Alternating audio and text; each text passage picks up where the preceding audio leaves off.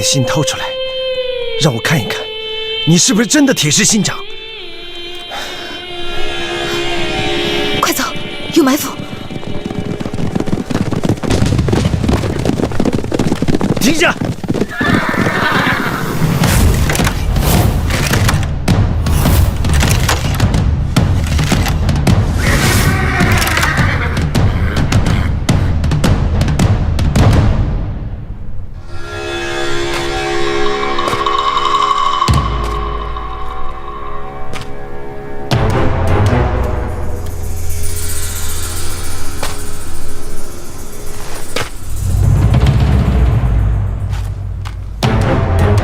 楚北杰，有几日不见了，想我吗？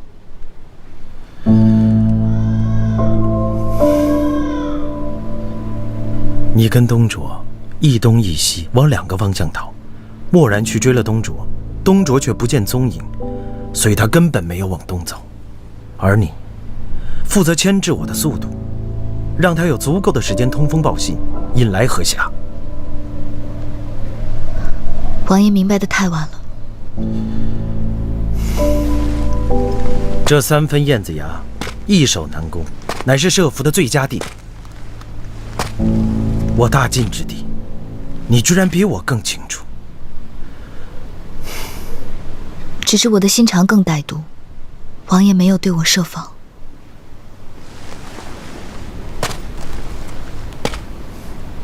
你从来就没有相信过我。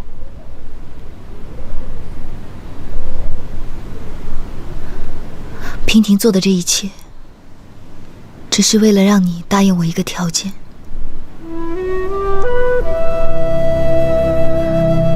5年之内，不得侵犯大燕半寸土地。我要是不答应呢？如今胜负已分，还请王爷3思。可你还在我手里。我这条命本来就是要赔给你的。只是我负了你在先。你回来救我的时候，可曾想到了今天？我回来救你的时候，就没想过能活到今天。可既然已经活到了今天，就不得不为了更多的人活下去，再逼迫你一次。5年，好。你既然开口，我便答应你。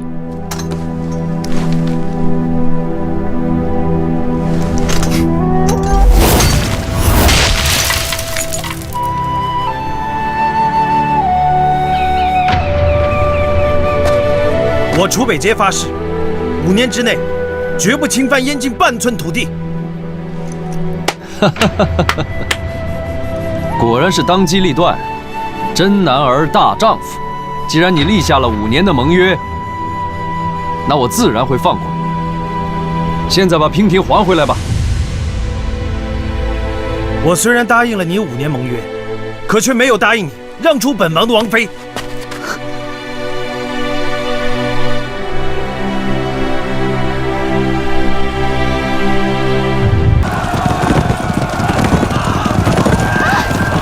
有土匪来了，快跑！快跑啊！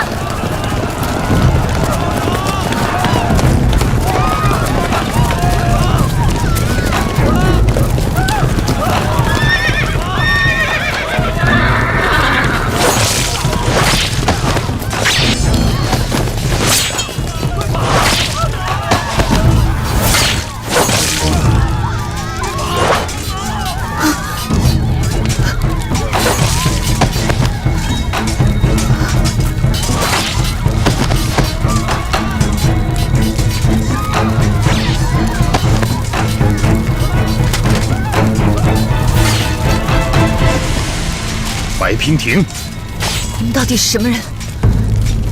朕北王命我来送你上路。白娉婷，早晚有一天，你也会尝到这锥心之痛。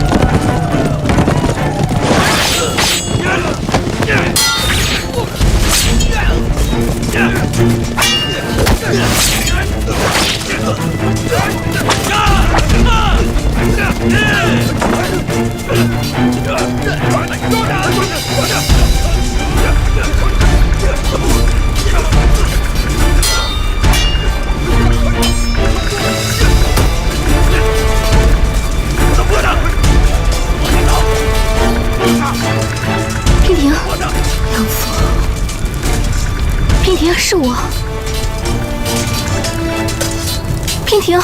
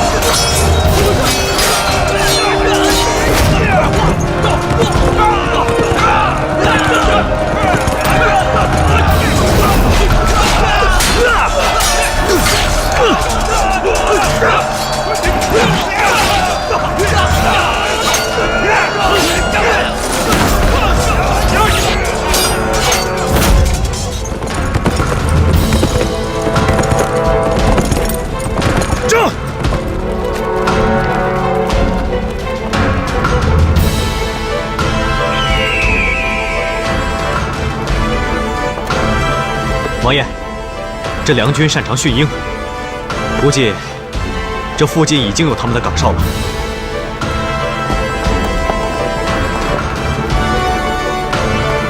默然，你率一队精兵，翻山越岭，先行入境。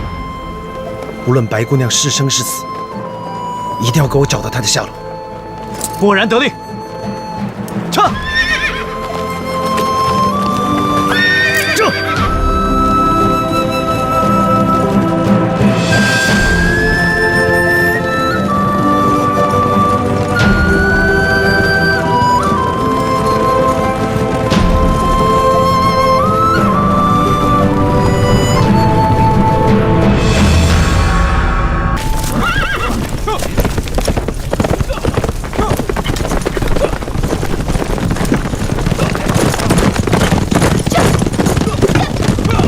集结兵力，在此布防。报！是。盛将军，有客求见。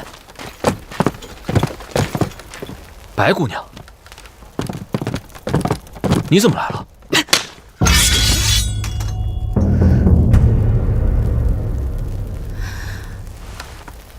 这是你写的。若涵，带人先下去。是，走。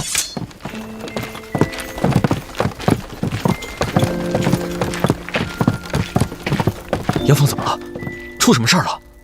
杨凤她好得很。我想，如果你要是死了，她会高高兴兴地带着你的儿子一起改嫁他人。儿子，杨凤怀孕了。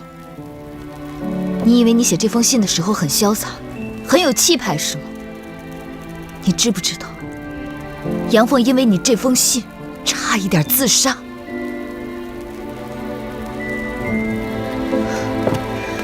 一个男人，如果连自己的妻儿都保护不了，还谈什么保家卫国？一个连妻子都保护不了的男人，又有什么资格保护自己的国家？你这又算是什么英雄？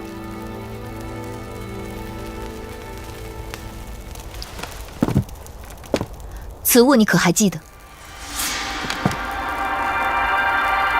兵符。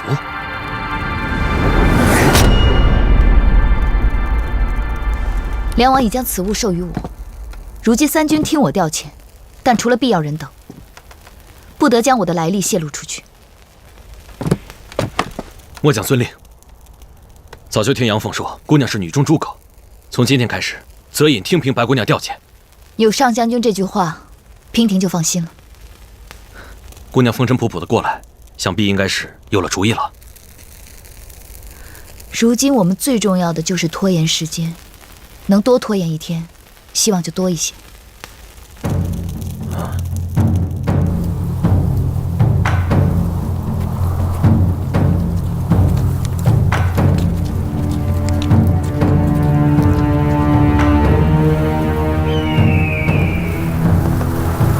楚北邪乃是当世战神，之前在青燕的时候，我就已经领教过他的功夫。此人若是强攻的话，恐怕我们拖延。拖延的时间不会太久。若是他主动出兵，堪不成必破，所以我们也不能坐以待毙，必须主动出击。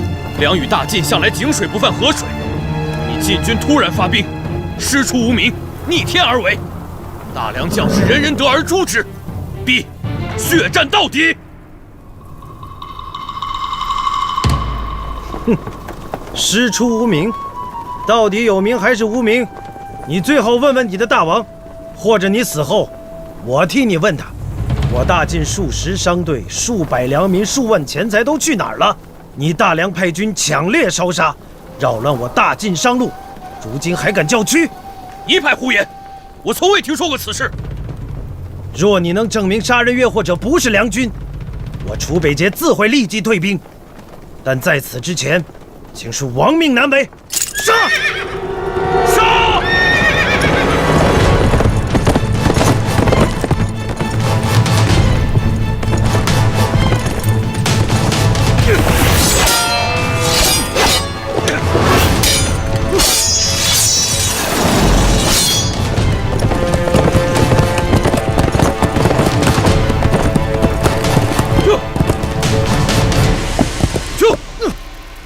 这块地方，上将军可熟悉这里的地形？百里茂林，正是。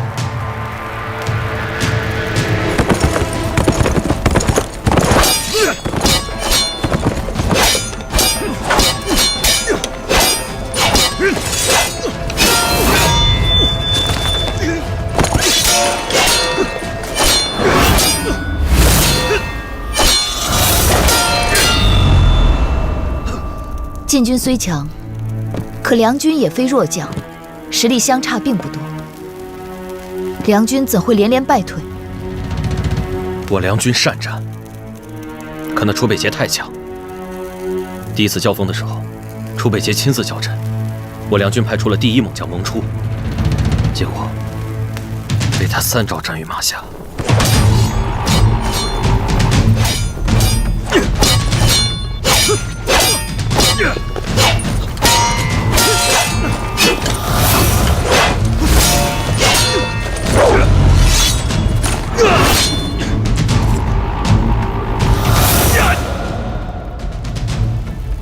若是上将军出战，结果会是如何？10招之内，尚可抵挡。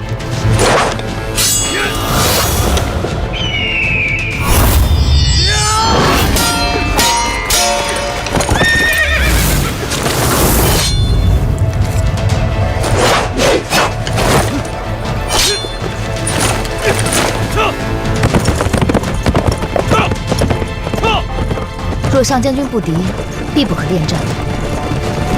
楚北节见你撤军，必会乘胜追击，而他不熟悉附近的地形。我们的目的地，则是百里茂林。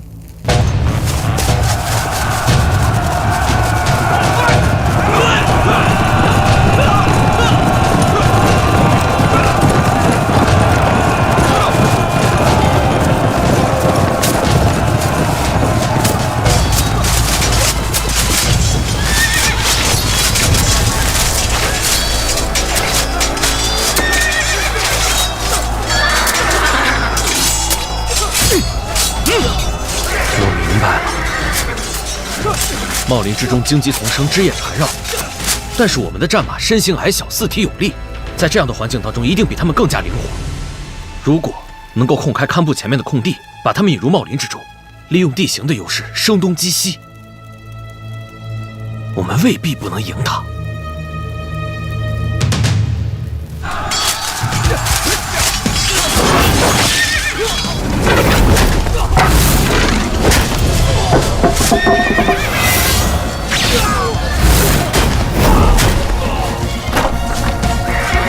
撤退！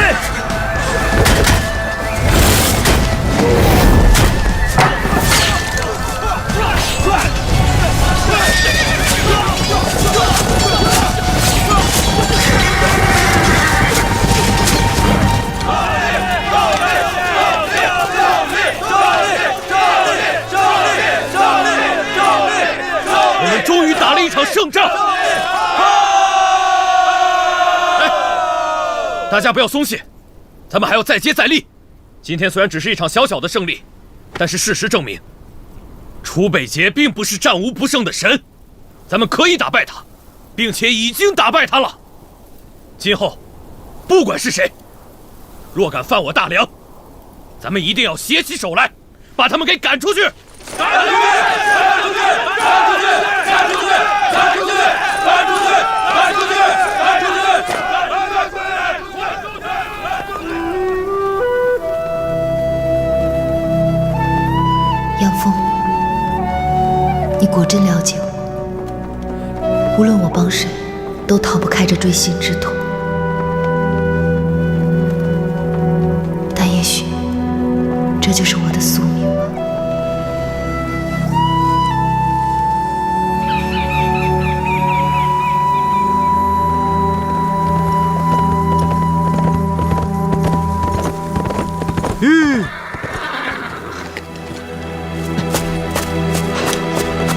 王爷，王爷，已得到确切的消息，白姑娘被良将泽隐给救了。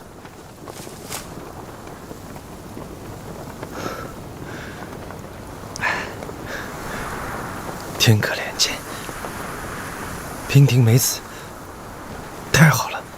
可是，听梁军里面相传，现在军中有一名神秘的女主帅。如果默然没有猜错的话，这名神秘的女主帅应该就是白姑娘。哎，王爷，那如果是白姑娘，那你说咱这打还是不打呀？今日一战实在不像是泽隐的手笔，接下来的仗就变得有意思多了。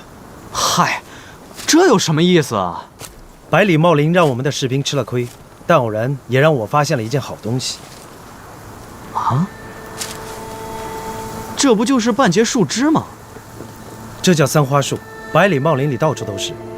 可娉婷只用它来缠住我们的战马，看来他还不知道这种树有更厉害的地方。有句话叫以彼之道还施彼身，唯有用它还颜色。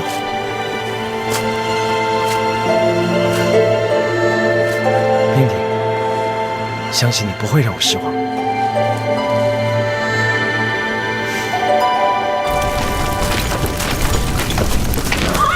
如今我们虽占先机，但这棋盘上已经没有多余的棋可以走。可是这场胜利对我们来说至关重要。如今将士们的士气都被提起来了，大家都非常有信心。虽说不一定能胜，但接下来楚北捷的日子不会好过。对了，有一件事情我想问白姑娘，何事？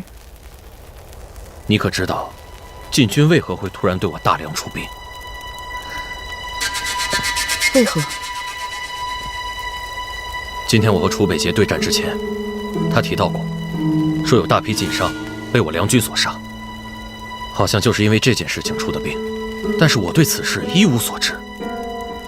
虽然我隐居已久，但是军中的事情我不可能毫不知情。这件事，白姑娘知道吗？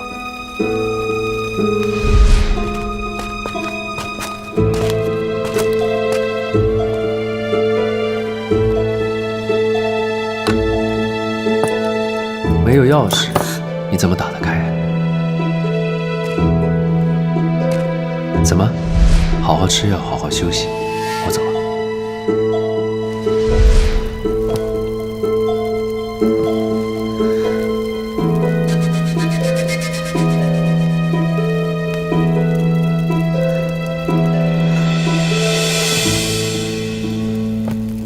不曾听说。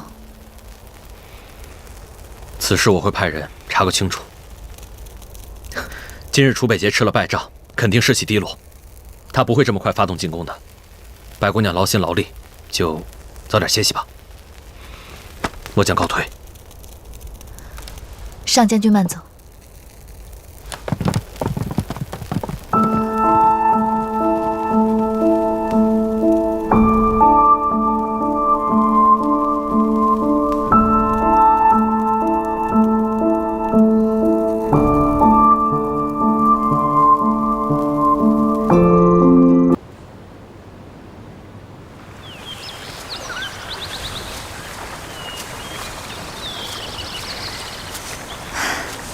这就是我久违了的白兰。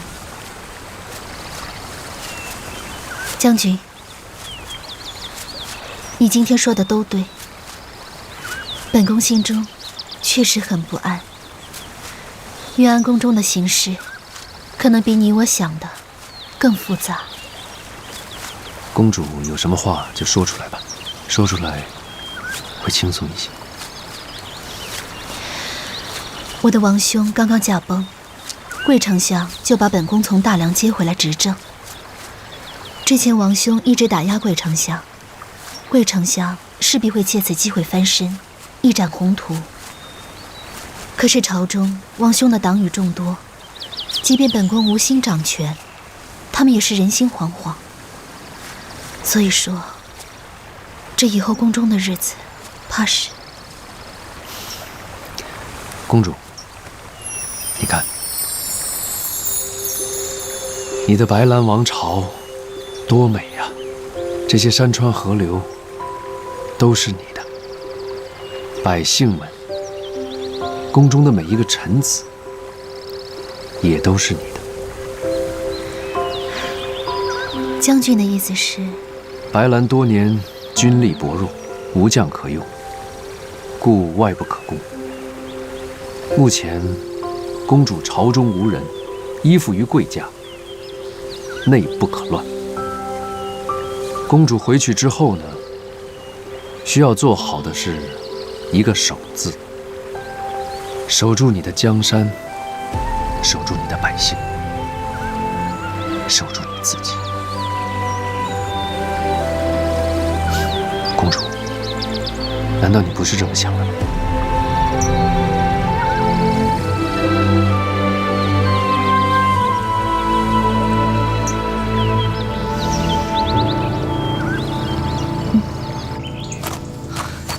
你们都是怎么找的？好好的一个大活人，怎么就不见了？找不到公主，你们谁都别想活！是，贵将军，贵将军，禀报将军，马房少了2匹马，应该是何霞带着公主出去了。我从一开始就知道这小子一定有问题。传令下去，给我堵住所有的出境关口。只要在我白兰境内，我就不信抓不到你。是，公主。公主，醒得早，出去走一走，是什么事情让贵将军如此大动干戈呢？公主以后要出门，身边得有人保护啊。这是我白兰的境内，又有何将军的保护，有什么好担心的？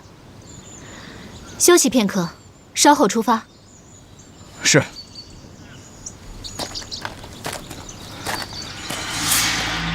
你们去哪儿了？我为什么告诉你啊？我警告你，别打公主的主意。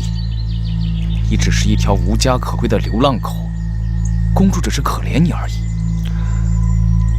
总好过讨厌。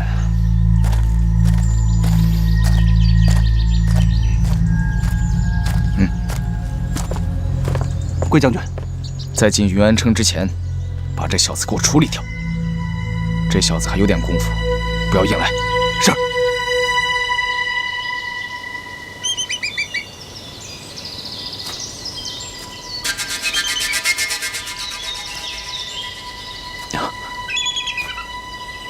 娘娘万安。此刻只有你我二人，父亲何必如此多礼？起来吧。是。新制的金丹果然有效，那昏王身体一天不如一天，一众太医也查不出个所以然来。楚北节如今出兵攻梁，不在朝中，我们何不趁机尽快动手？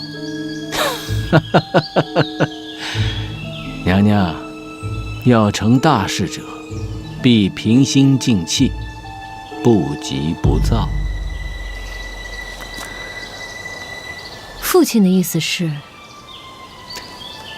请娘娘细细想想，朕北王如今虽不在朝中，但终有还朝的一日。即使我们动手成功了，只要他楚北节一回朝，必定会将矛头指向你我。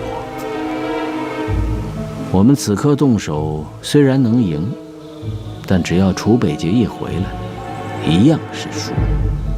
所以，你我的难题不是陛下，而是楚北捷。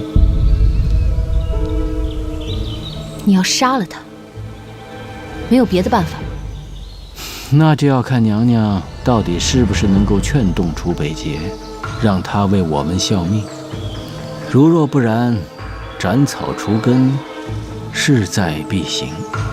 只是要除掉楚北捷，却是让人头疼至极。早知今日，何必当初？若我嫁的是楚北捷，父亲今日为何会头疼？以我现在的身份，要我如何去劝他为我所用？怎么？娘娘难道已经试过了？楚北捷怎么说？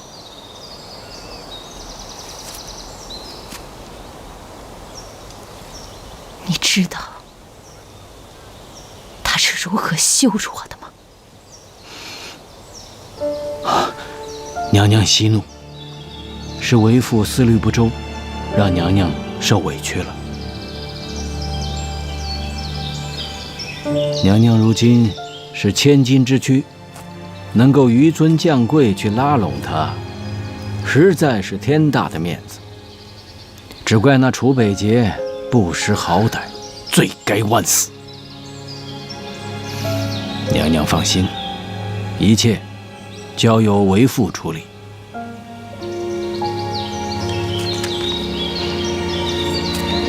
娘娘请看，这是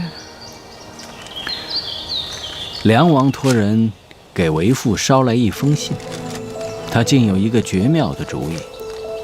楚北捷现在正在与梁王开战，是下手的好时机。事情我已经交代给下面，娘娘放心，绝不会脏了娘娘的手。为父告诉你，只是让你心中有谱，必要之时，能替我牵线搭桥，推波助澜。借刀杀人。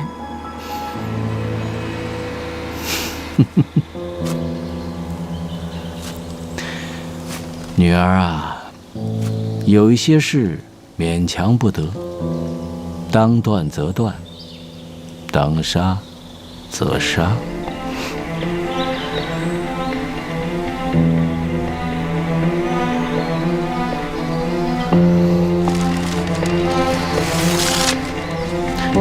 娘娘，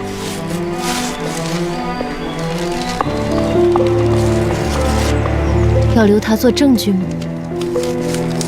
楚北捷，都是你逼我的。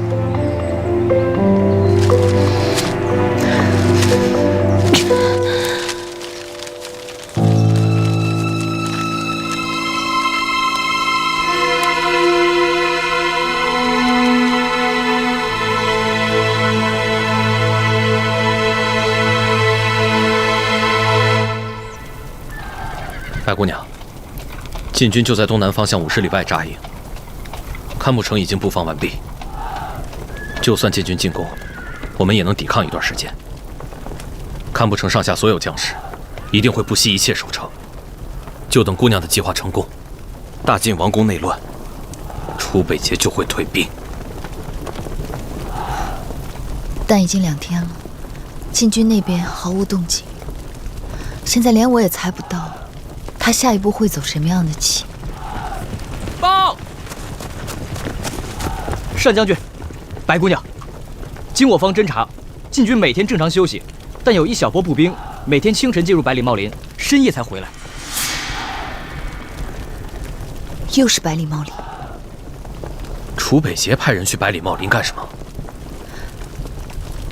可有相关百里茂林和堪布的典籍？有，我回头让人给姑娘送过来。百里茂林，楚北捷做任何事情都有他的目的，我们也不能松懈。将军，可否立刻派1队士兵悄悄进入百里茂林查探？我立刻派人去查探。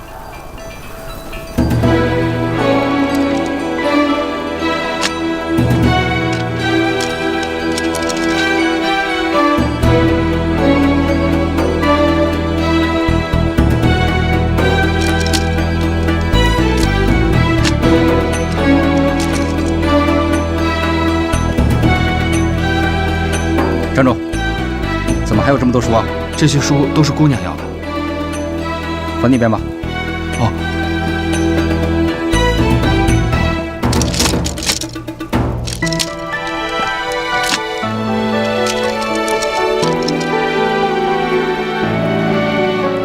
哎，姑娘看书好快呀。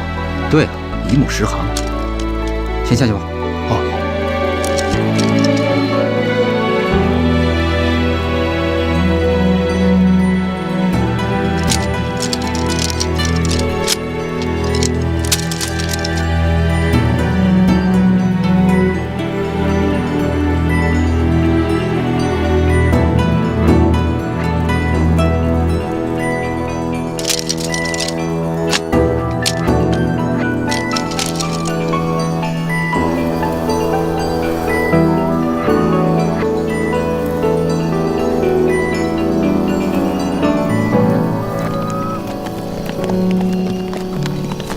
千万不能马虎，一定要做好布防。好，将军，白姑娘起了吗？白姑娘一夜未眠。什么？一夜未眠？我真担心白姑娘的身子挺不住啊。找到了，找到了！我知道了，是毒蜂。毒蜂？上将军，请看，这典籍中早有记载，百里茂林中有一种特殊的毒蜂，它毒性奇强，可以夺人性命。之所以生活在百里茂林，是因为百里茂林里有他最喜欢的三花树。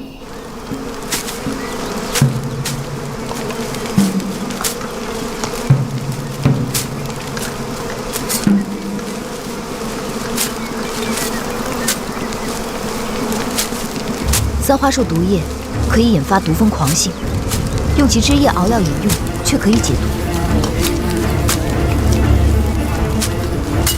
要攻城，只要将三花树枝用弓箭射进堪布，再放出大量毒蜂，守军将士必定死伤过半。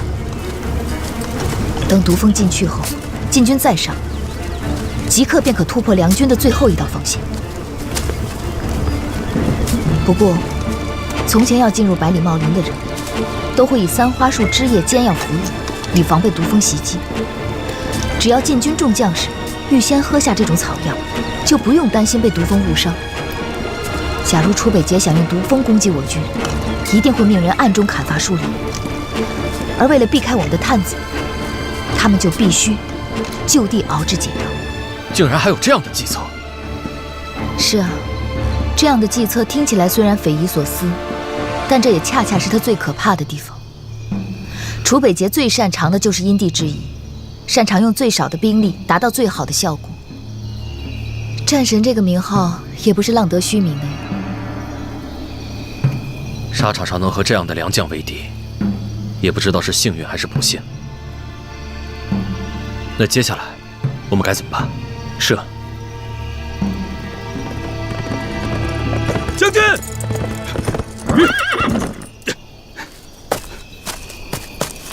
启禀上将军，末将已经查过了百里茂林，发现晋军在里面砍桑花树枝熬药，他们保留了树林的外貌，从外面看是完全看不出来的。被砍的树枝已经干了，怕是前几天已经开始了。果然如姑娘所料。传令，把百里茂林剩下的桑花树全给我砍回来。是。不必了。熬制三花树枝只需要1天半的时间，若是他们从前天就开始砍树的话，恐怕早已经完工了。天已经快亮了。那姑娘的意思是？上将军也不用担心，娉婷从孤臧出发的那一天，就已经料到会有今日。在战场上遇到楚北捷的人，没有一个是不头疼。我们不会是第一个，也不会是最后一个。这么说来，上将军必须要在堪布城找到一张琴，不缺弦可以弹的琴。什么？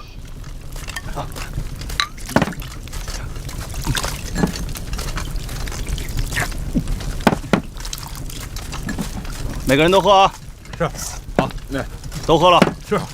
不然会被毒蜂蛰的。是。喝完之后去那边取剑。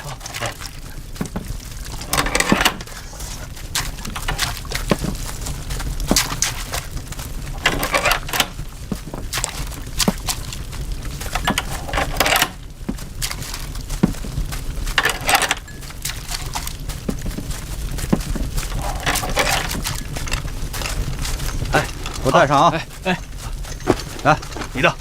好，记住了啊！一定要听号令使用，明白吗？记住了啊！下一个，来，快！给我一个，快来，拿好，带上。好，这个，好，拿着。王爷，毒蜂性情凶猛，一旦攻击起来，恐怕连白姑娘都不能幸免。你真的要这样做吗？把剩下的解药都带上吧。不过我想应该用不上。昨夜梁军的探子入林侦查，说明他已经猜到了我的计策。只要他能猜出来，就一定能阻挡。既然他敢来堪布城，娉婷不会让我失望。王爷，时辰已到。我已经很久没有像现在这样热血沸腾，满心期待。今天一定是特别的一天。堪布攻城一役，即将成为我永生难忘的一役。我志在必得。出发！是。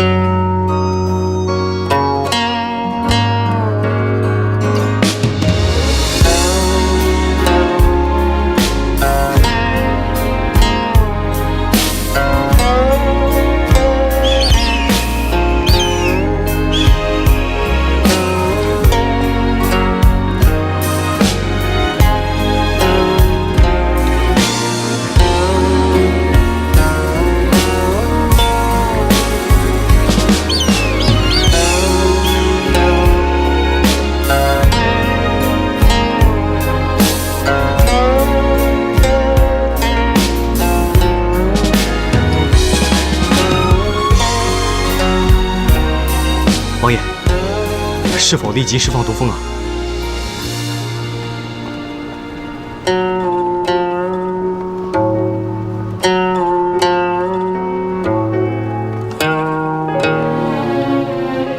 暂缓。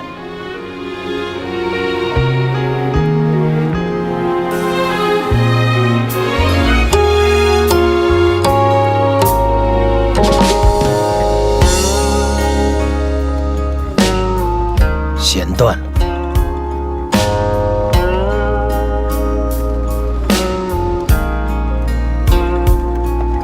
王爷，这是第2根了。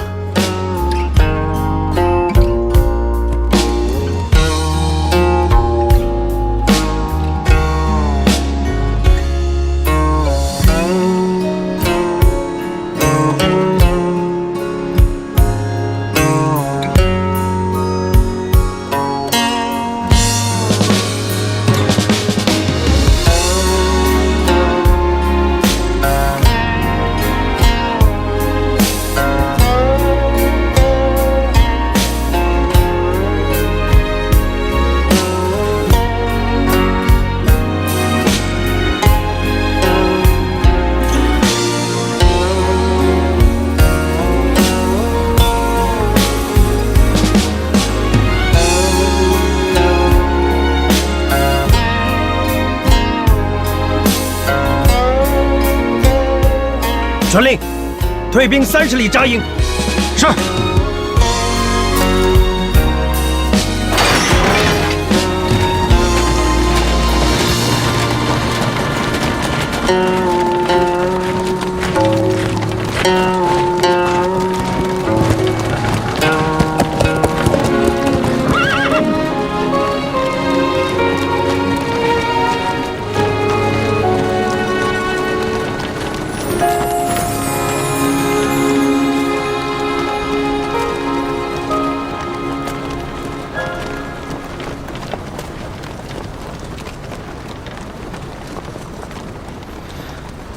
这就是你的御敌良策吗？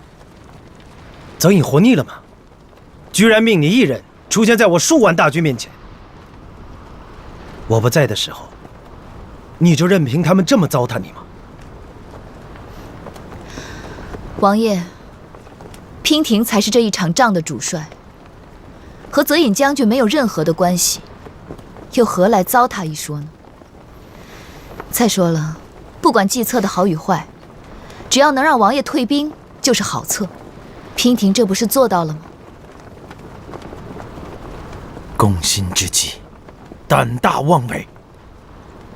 若是王爷真的在众目睽睽之下用毒蜂之计害死了娉婷，那恐怕就会激起梁军最后的热血。到时候，就算你们能拿下堪布城，城中的所有军民，恐怕都会让你们伤亡惨重的。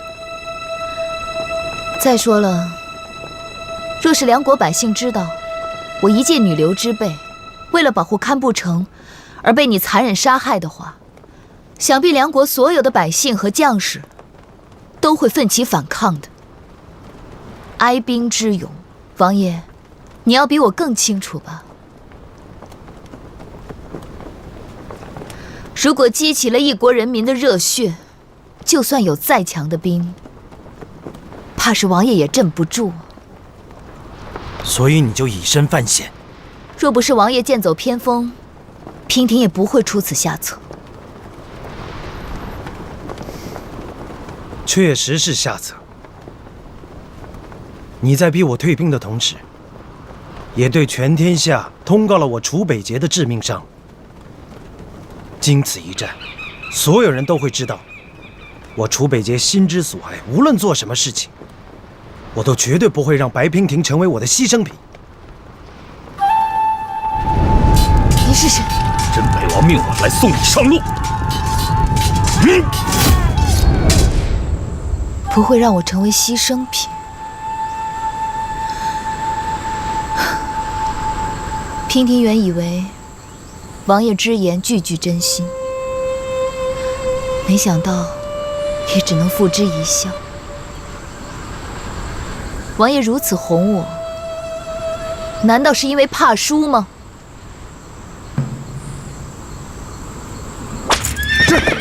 这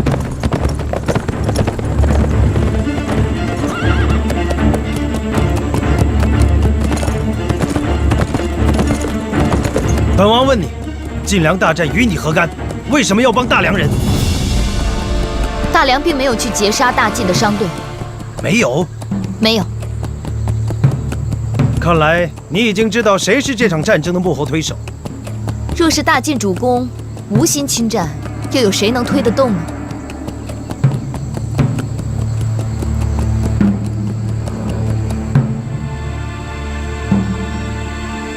我们各为其主，立场不同，我也不逼你。这一局你赢了，我输给你3个时辰。下一次，我一定会来亲手生擒你。娉婷一定会竭尽全力，不让王爷失望的。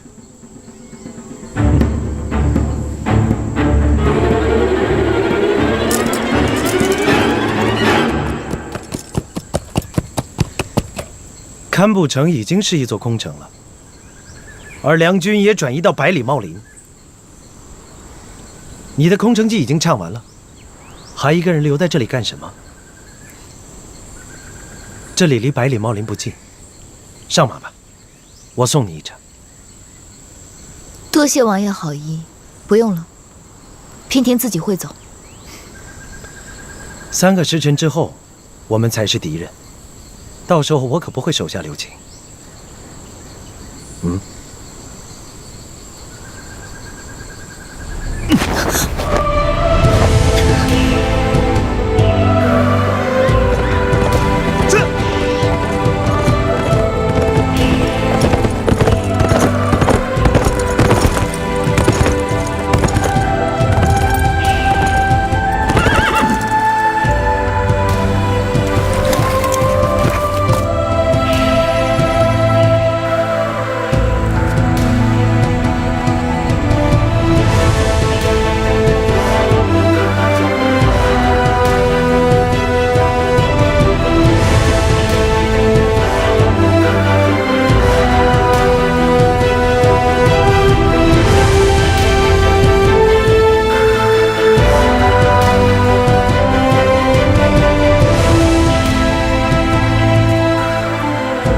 去吧，就送你到这儿了。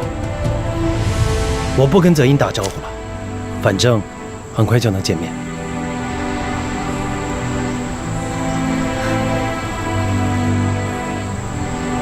怎么这么看着我？舍不得？还是想跟我一起走？我只是在想，你是我遇到过的最可怕的敌人。完全看不透你心里到底在想什么。我的心对你完全敞开，就看你愿不愿意进来看看。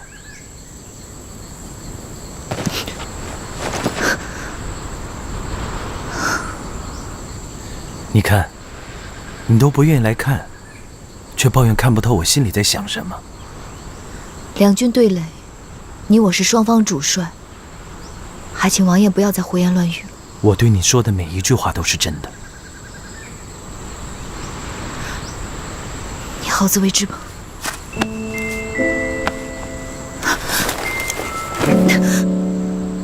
放开！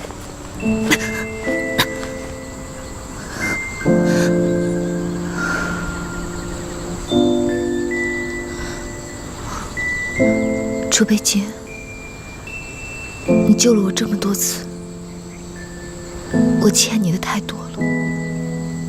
若是这一战，你真的因我而死，我一定会随你一起去，把这条命赔给你。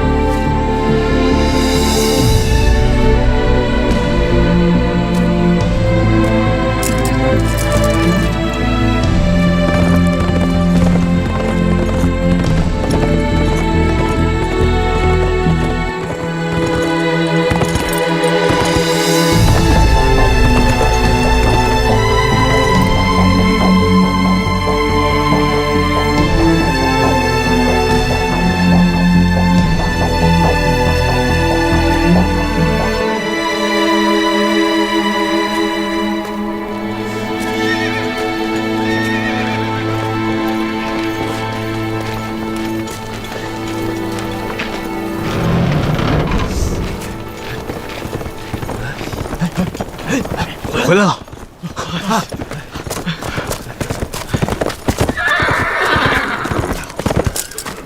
王爷，你可算是回来了。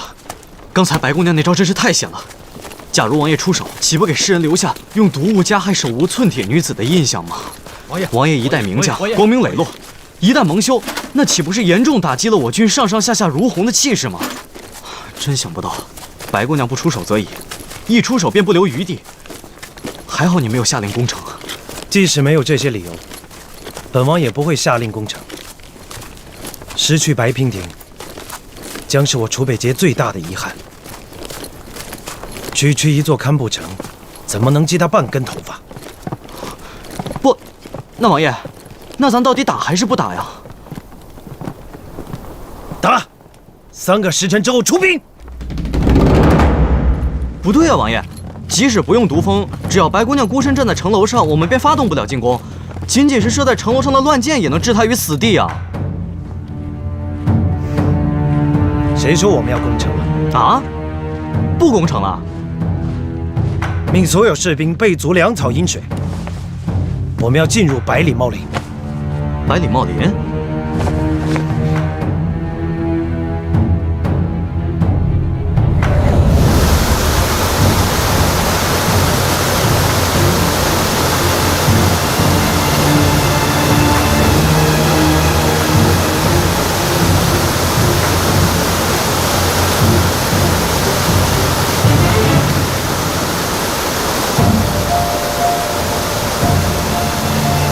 漠然，如果换成了你是梁军主帅，你会怎么应对晋军？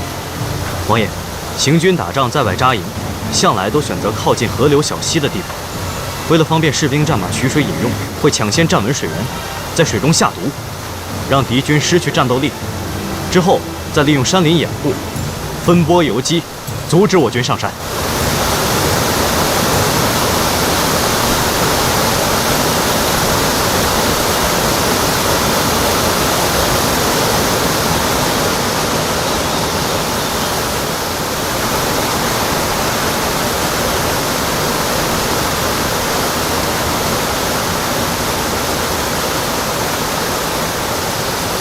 上将军，白姑娘，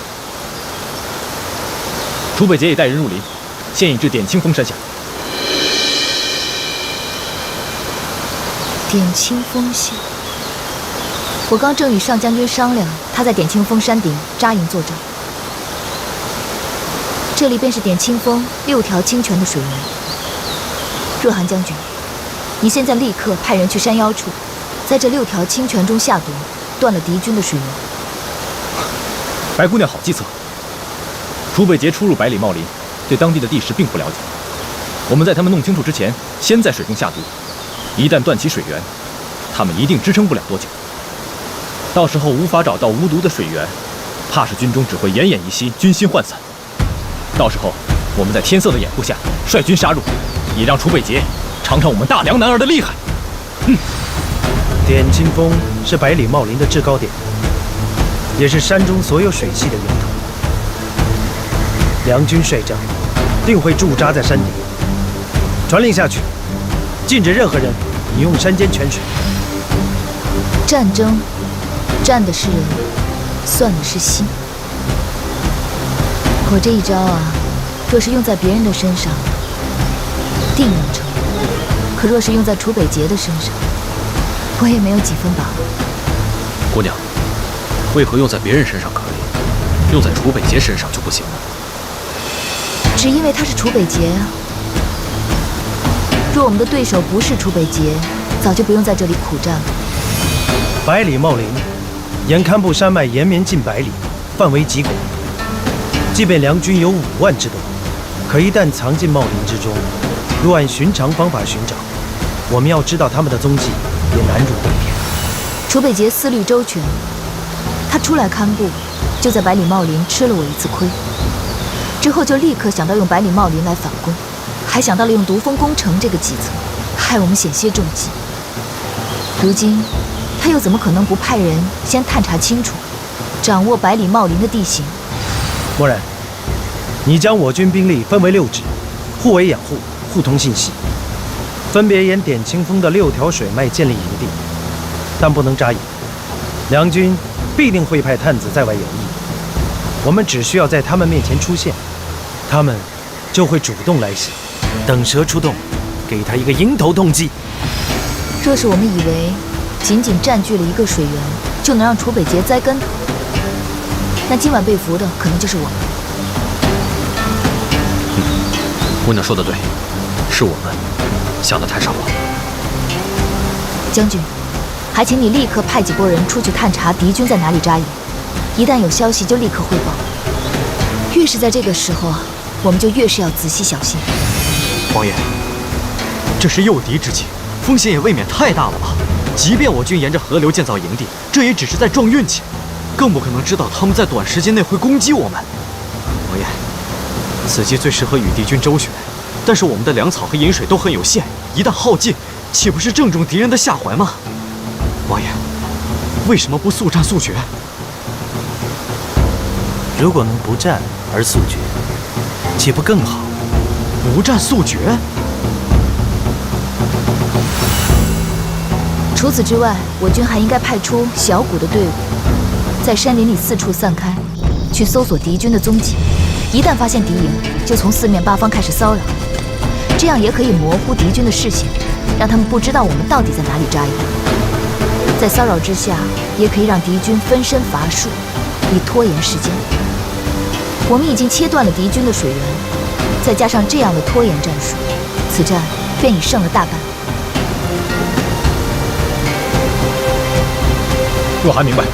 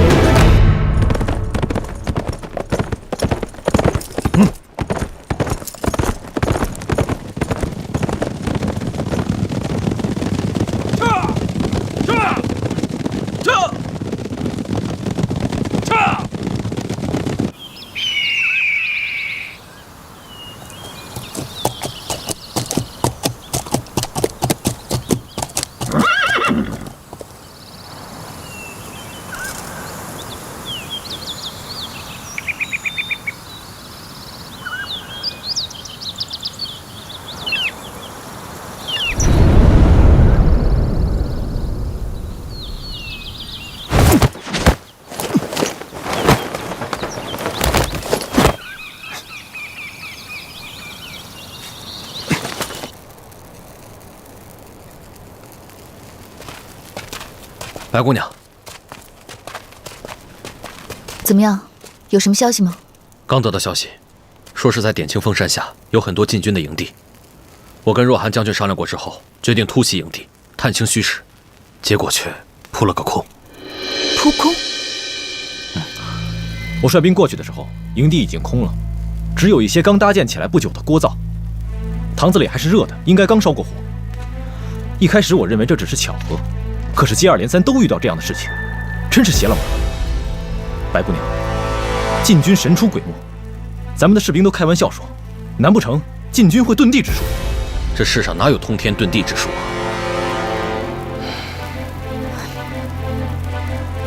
不对，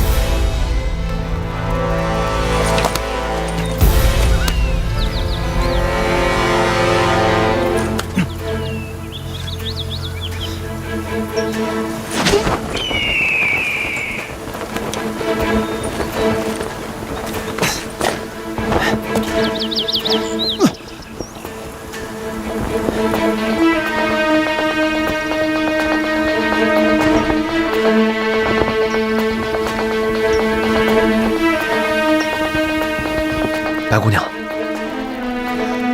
他们一定是在掩护谁？掩护？掩护？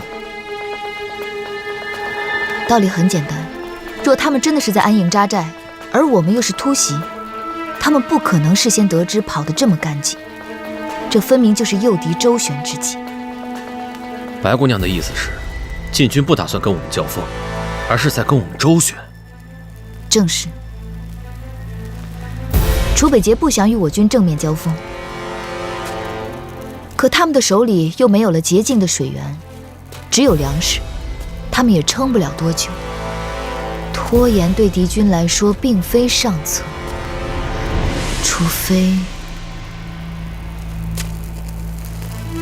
除非他们是在声东击西，吸引我们的注意力。他们到底是在掩护谁呢？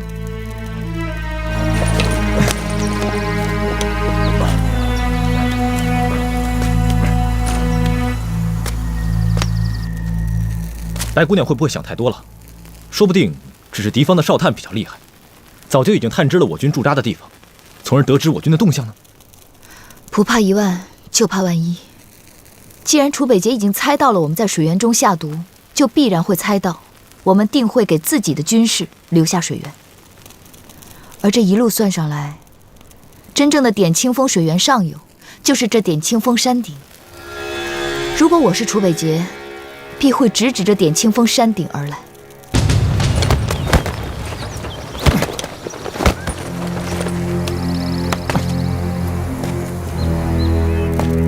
可点清峰的半山腰早已埋伏着我们的人，若楚北捷带人上山，立刻会被发现，又何来掩护之说？上将军，这点清风除了我们的步兵之处，还有没有别的路可以上山顶？有，云崖索道。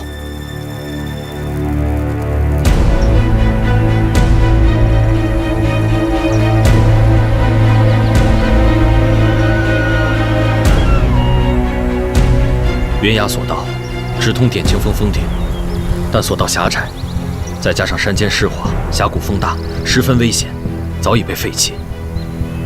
如今，只是猿猴蚁兽的捷径，要想过军队，是万万不可能的。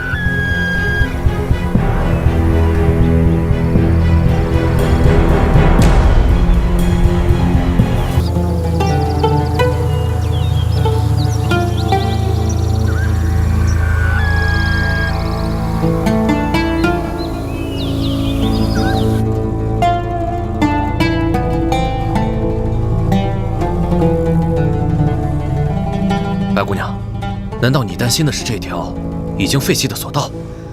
于旁人无用，可于楚北节倒是未必。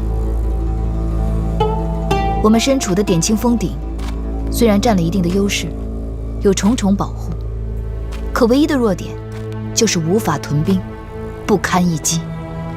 一旦敌军攻上来，我们就会变得非常被动。所以，既然有这条索道，我们就不得不防。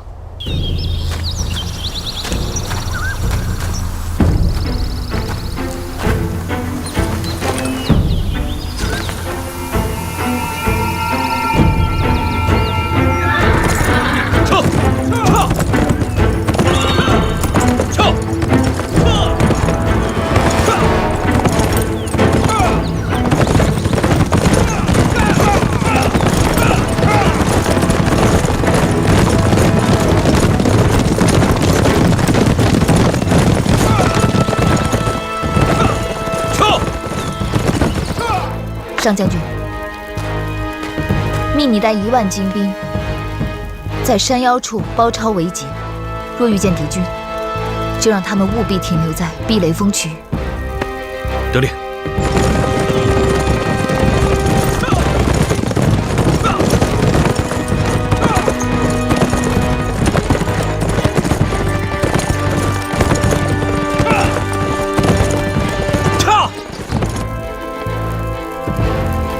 若寒将军，末将在。你另派100精兵去割断云崖索道，不要让敌军上点清峰顶。是。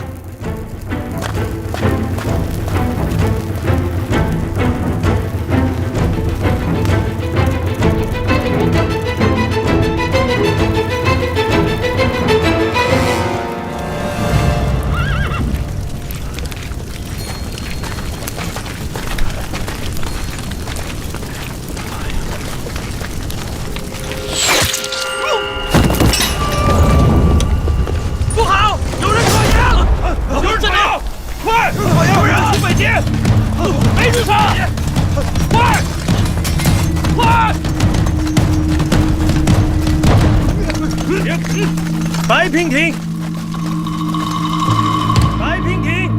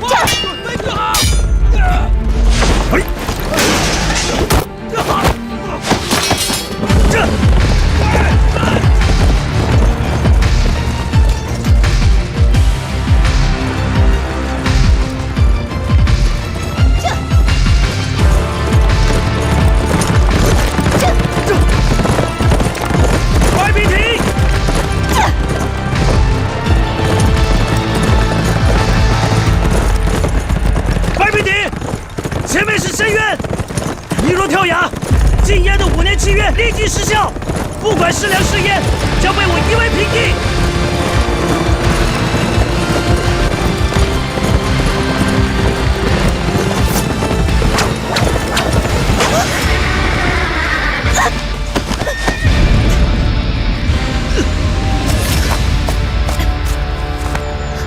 娉婷，娉婷，你没事吧？你还救我干什么？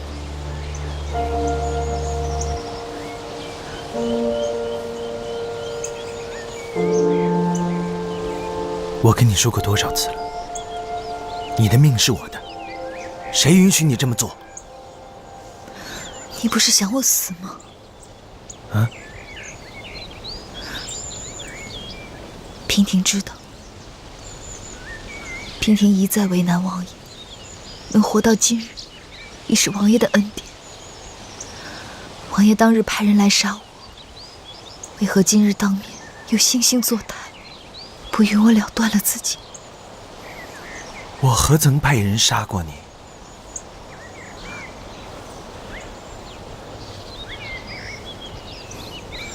此事我无法跟你解释，但这次我是为你而来。你要是不相信我，你就先杀了我。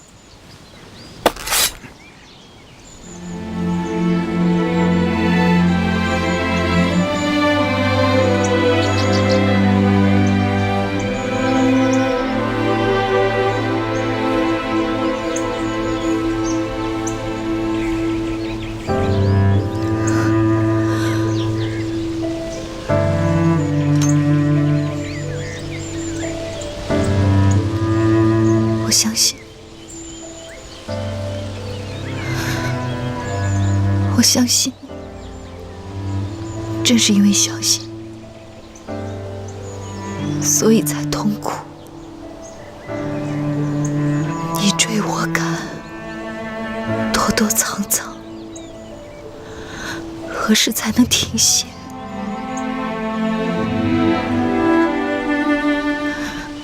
王爷，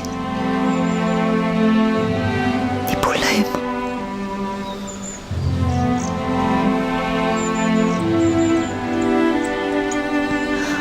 我终于把我要说的话都说出来了。娉婷累了，娉婷真的好累。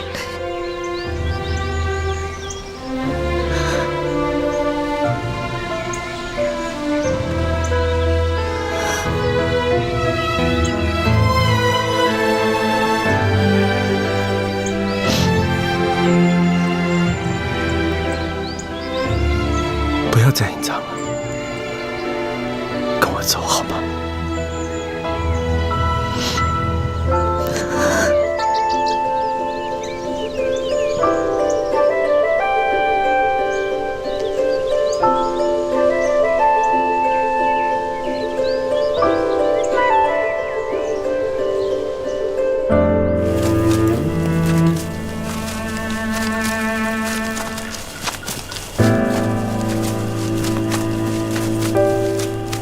摔的地方还疼吗？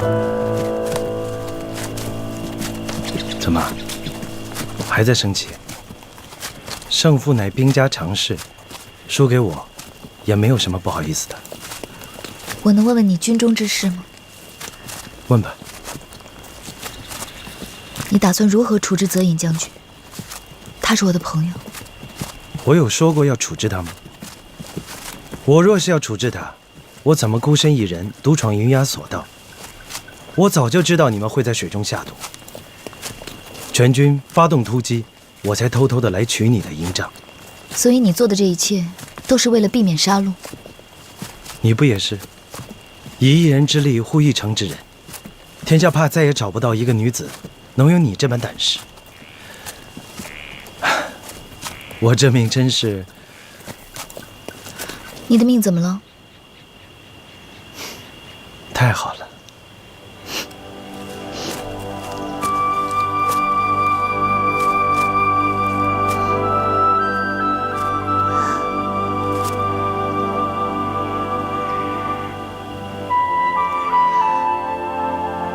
可如今泽隐知道你一人独闯点青峰顶，必会派兵来援救。想必此间这山林尽是良兵。王爷，找地方避一避吧。你是在关心我？谁要关心你啊？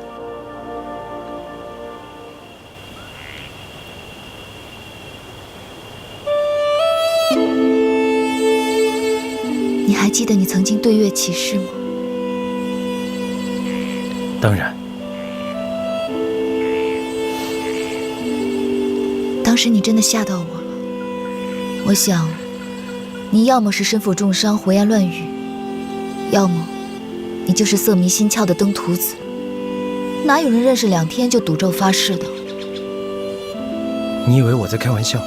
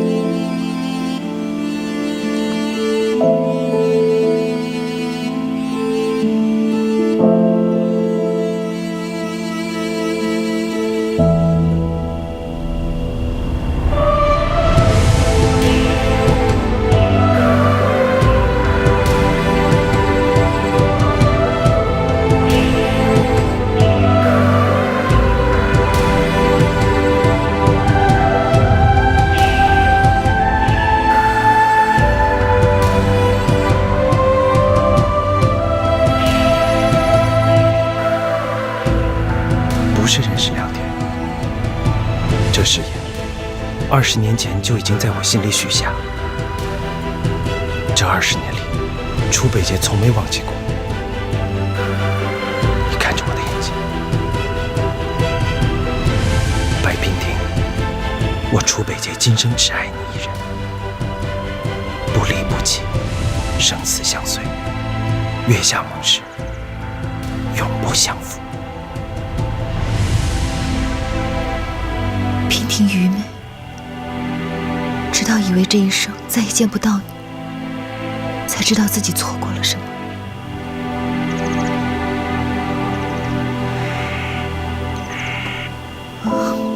娉婷的心早就给了你，我伤了你那么多次，你却不离不弃。如今我又怎敢辜负？剩下的愧疚，娉婷定用余生回报。月下盟誓，永不相负。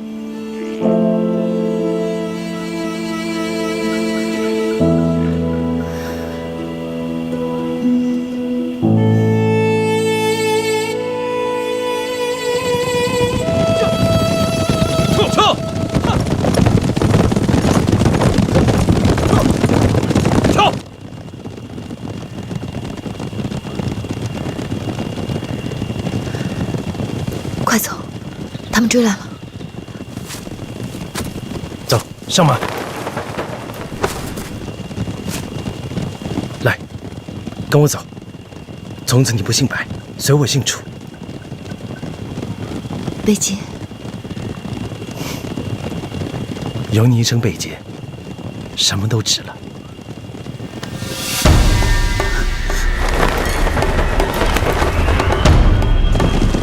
张将军，楚北杰把白姑娘劫走了。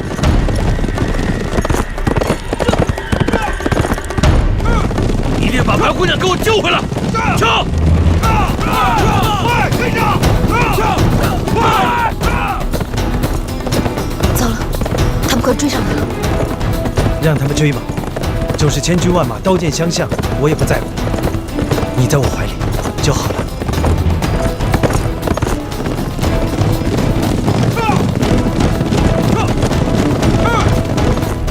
可是他们这样穷追不舍，定是以为你劫持了我。我得去拦住他们。你一个人更容易脱身，放我下去。白娉婷，你总是说一套做一套，当着本王花言巧语，片刻又出尔反尔。是谁说的再也不离开本王？现在又说要我一个人脱身。我已经上了一次当，不会再上第二次。做好了，战！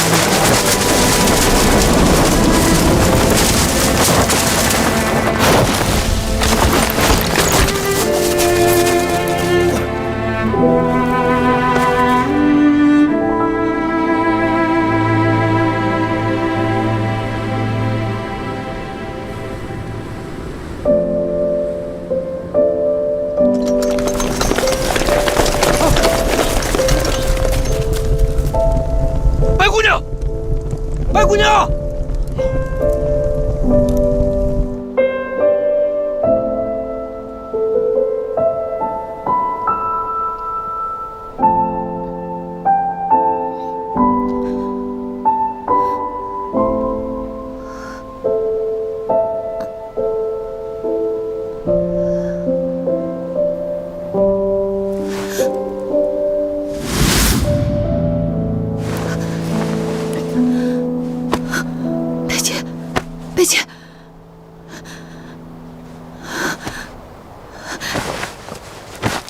贝姐，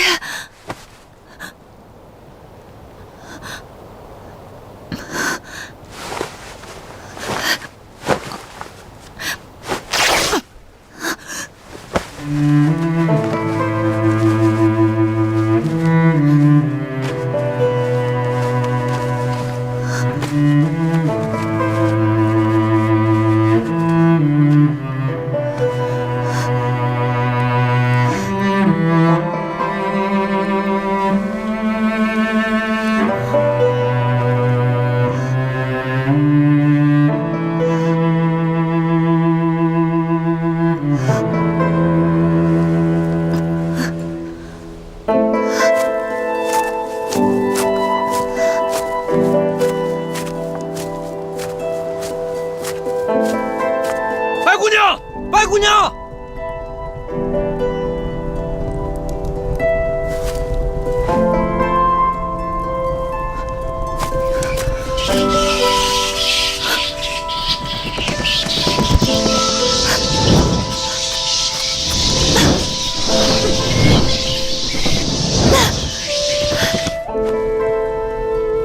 下面有火光，他们应该还活着，快，绳索！是。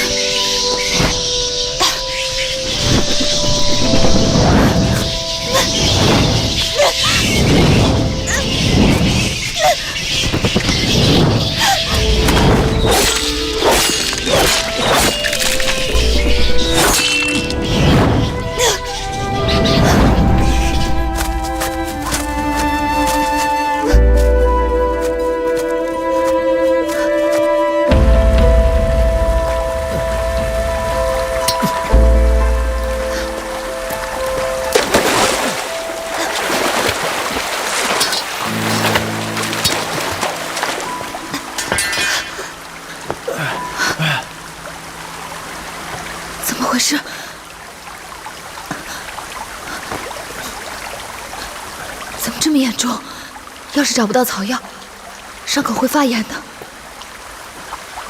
你赶紧躺下，躺下。别去！这么大的雨，你什么也找不到。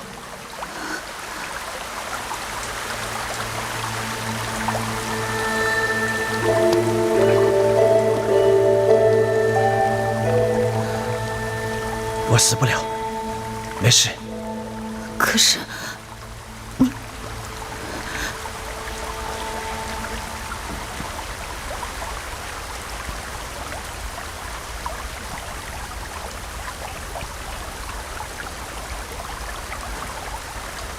索道，是你派人砍断的？是我命人砍断索道，为了防止你攻上大营。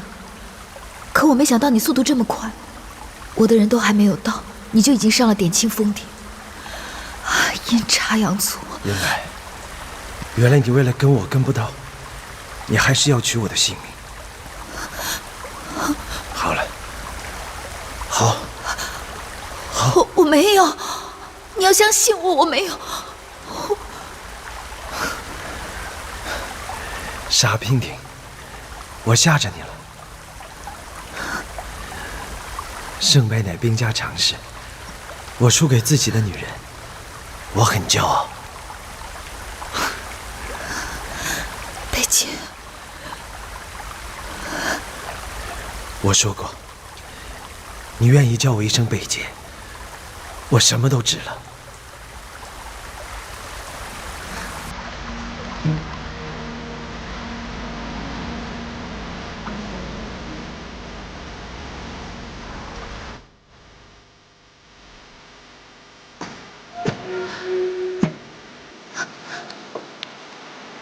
你烧得好厉害，你真的很美。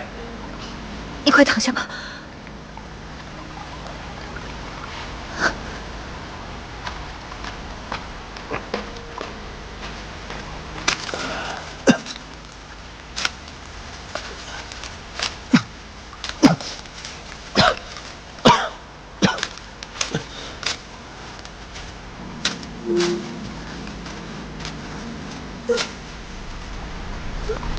当晚风景都难爱时，他在就是现实在身。缓缓夜，缓缓不会就至于你的家。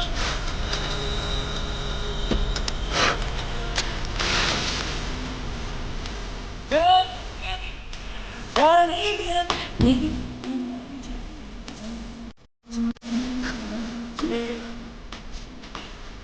贝姐，贝姐，贝姐，贝姐，贝姐。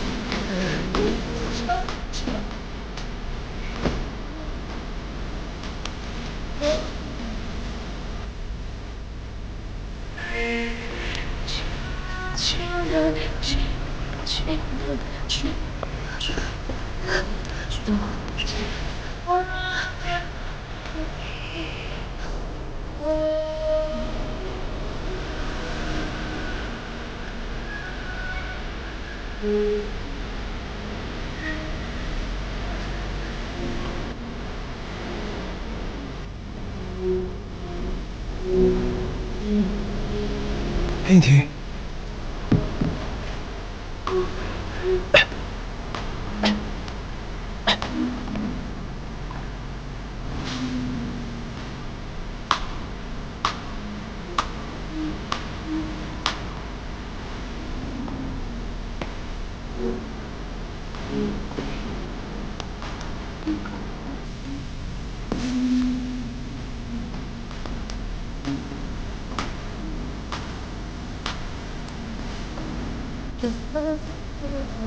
爱是的就是世界上，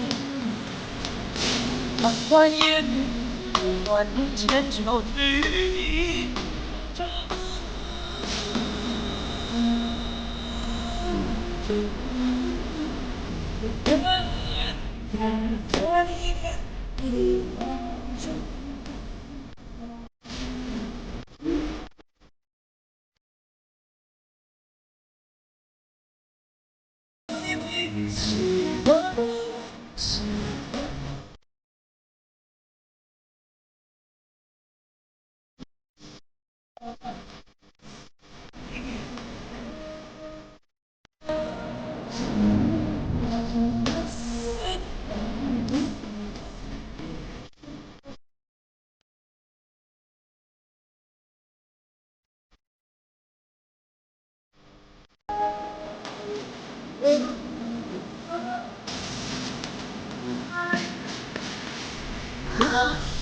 从今以后，平平心处。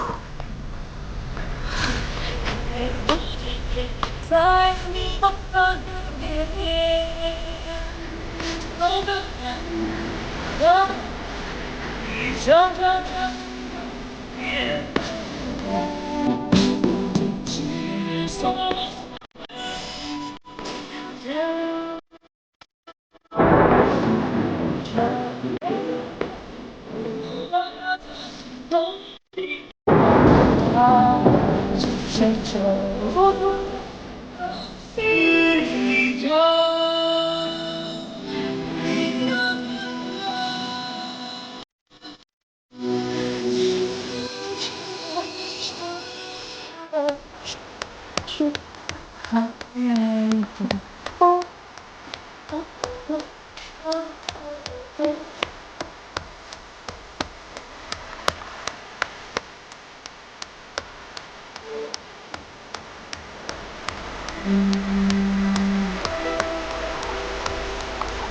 冰婷，干嘛？让我看看你。你的衣服早都干了，赶紧穿上吧。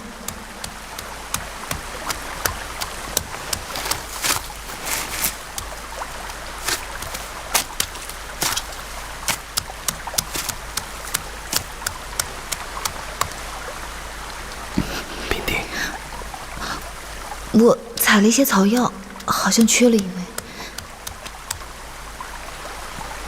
昨晚发生的事，你不打算负责任？刚退烧就欺负我，早知道就让你一直病下去了。若病着便由你照顾，我倒希望可以一直病着，一直让你照顾。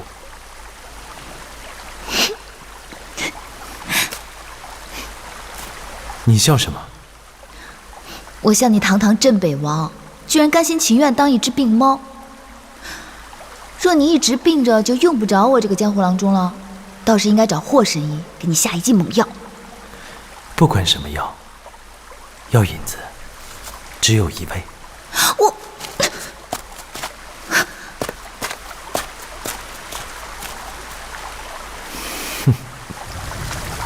白姑娘，白姑娘，白姑娘，白姑娘，白姑娘，白姑娘，白姑娘，白姑娘，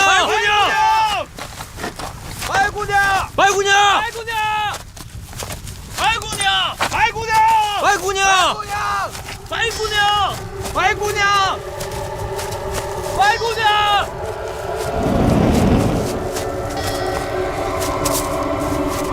上进去！这有很多蝙蝠尸体，还有大火烧过的痕迹，想必就是我们在悬崖上看到的火光。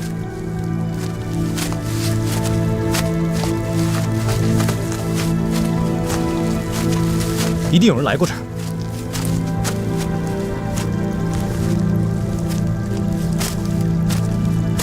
这些枯木堆也不像是自然形成的，是人为堆起来的。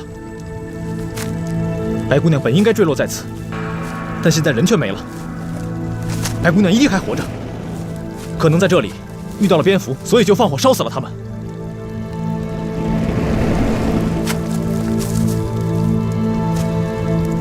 这只蝙蝠断骨整齐，一看就是个用剑高手。放火的不一定是白姑娘，也有可能是楚北杰。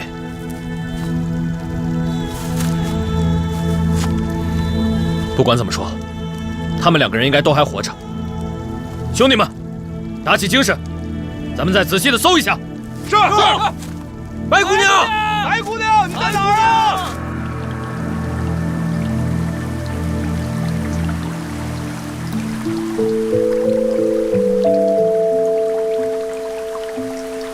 美人如玉，青丝如瀑。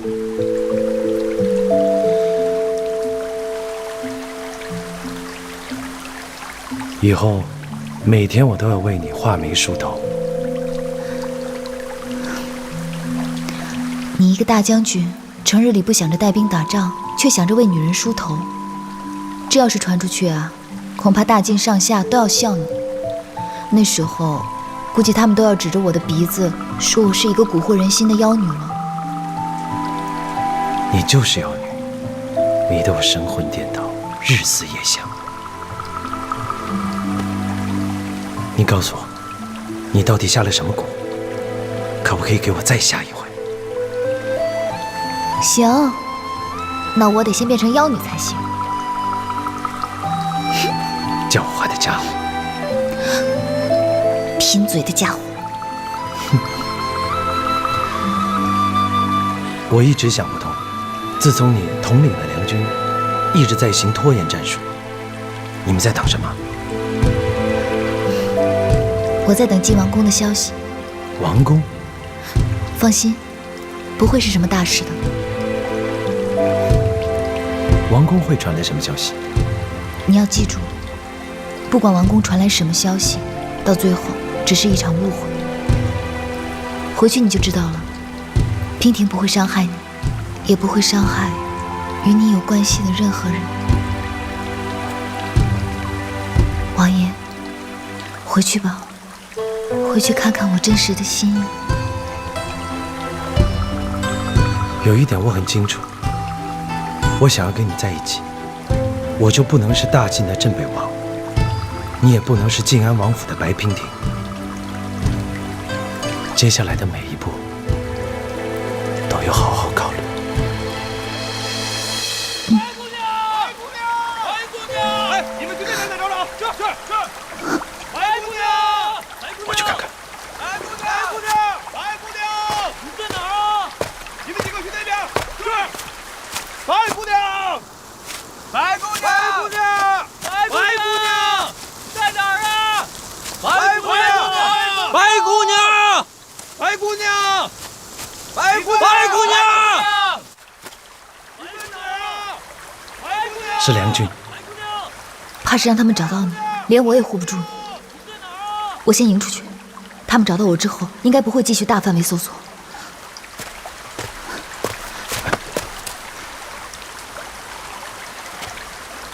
我们一起走。你放心，我会尽快摆脱他们，然后去大晋找你。我不能让你再从我身边离开，一刻也不行。泽隐他们是我的朋友，我不想再有任何人流血牺牲了。我很安全，不会出事的。我会马上去找你。是若寒吗？我在这儿。你相信我，我绝不食言。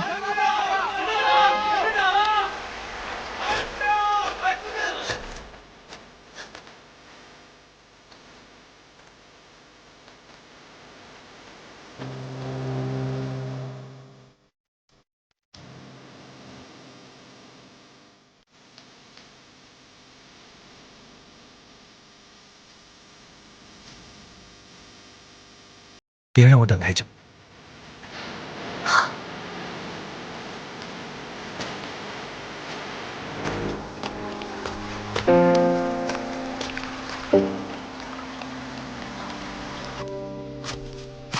白姑娘，若寒将军，白姑娘，是白姑娘，白姑娘，快，白姑娘，若寒将军，白姑娘，真的是你啊！你没事吧？我没事，虽然从索道上摔了下来，还好这崖底有很多枯枝腐叶，才不至于伤及筋骨。只是在下面遇到了一些吸血蝙蝠，我身上也带了一些打火石，才逃过了一劫。白姑娘没有大碍就好。从那么高的地方摔下来都没有事，白姑娘真是老天爷保佑，吉人自有天相啊！那就借若寒将军吉言了。上将军呢？啊，末将与上将军分头寻找，只怕这会儿上将军还在山上寻找。啊，那赶紧派人去禀报上将军吧，别让他等太久了。我们按原路返回，赶紧回军营。是。传令，收兵整队，我们送白姑娘回营。回营了！回营了！送白姑娘了！回营了！回营！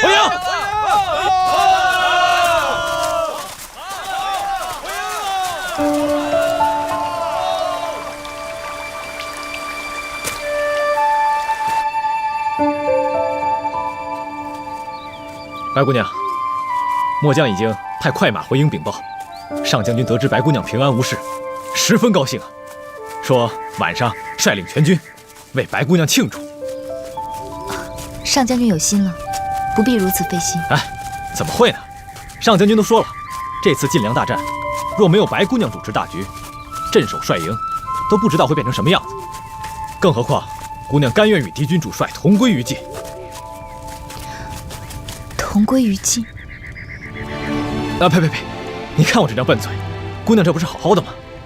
末将的意思是，姑娘果敢刚强，能及常人所不能及，就连我们这些男子汉，都自愧不如。为姑娘庆功，那是理所应当。再说军中的将领仰慕您已久，大伙儿高兴还来不及呢。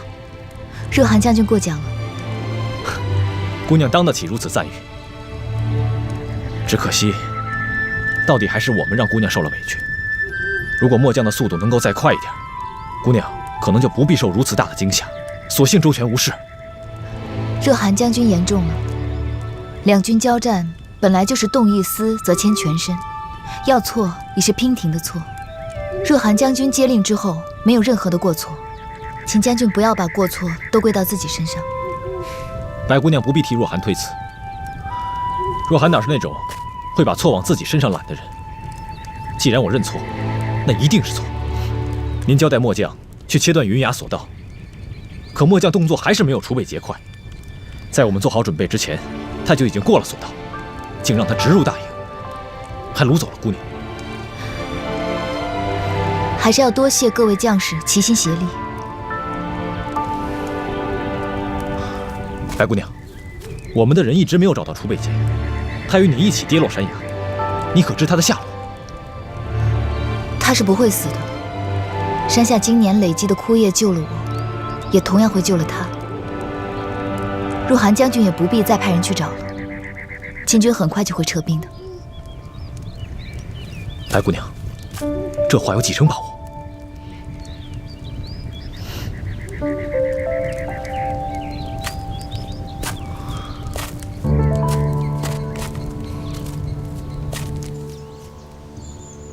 夫人，外面来了位客人，说是夫人的朋友。朋友？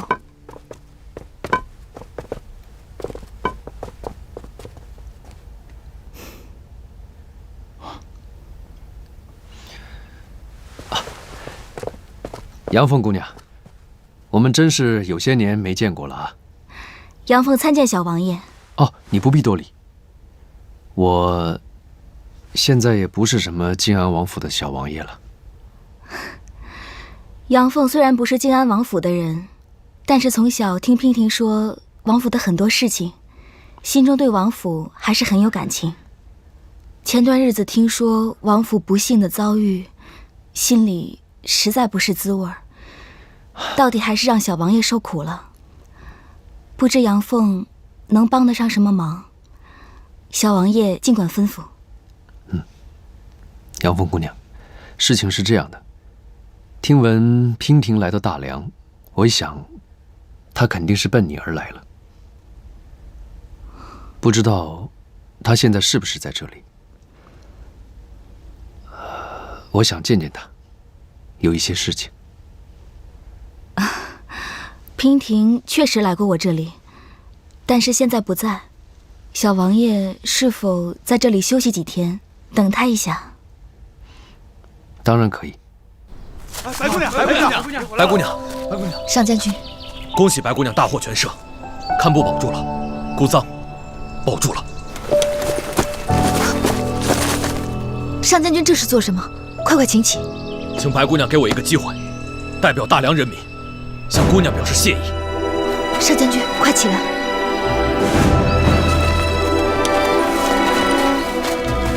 白姑娘神机妙算，楚北捷撤军，我们胜了！胜了！